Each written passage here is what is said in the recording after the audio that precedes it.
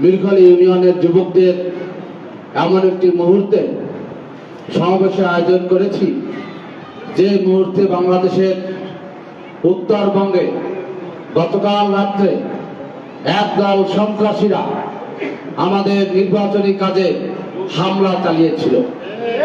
আমাদের যুবকেরাই গতকালকের এই হামলা প্রতিরোধের মধ্য দিয়ে সমাপ্তি ঘোষণা করেছিল।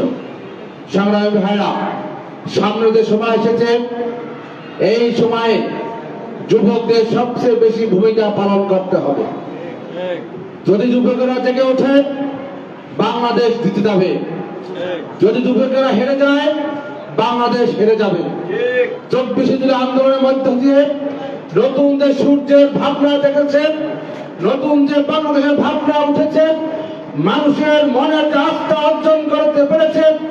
বাংলাদেশ জামাত ইসলামী সে আস্থা জায়গায় রেখেই সারা দেশে 300 আসন নমিনি ঘোষণা করেছে। সরকার যে আগামী জাতীয় সংসদ নির্বাচনের প্রার্থী ঘোষণার মধ্য দিয়ে তারা যে প্রার্থীরা দেবে আমাদের সংগঠনের পক্ষ থেকে, মঠবাড়া উপজেলাতে শহীদ আব্দুল জলিল ভাই আমাদের একজন অন্যতম প্রার্থী। এই প্রার্থীকে বিজয়ের মধ্য দিয়ে তাকে আমাদের সংসদে পাঠাতে হবে। আমরা কি প্রস্তুত রয়েছি? মিরখালীর মার্কা কি? কি মার্কা? যুবকের মার্কা কি? এই তারকের প্রথম ভোট ন্যায় ইনসাফের পক্ষে হোক।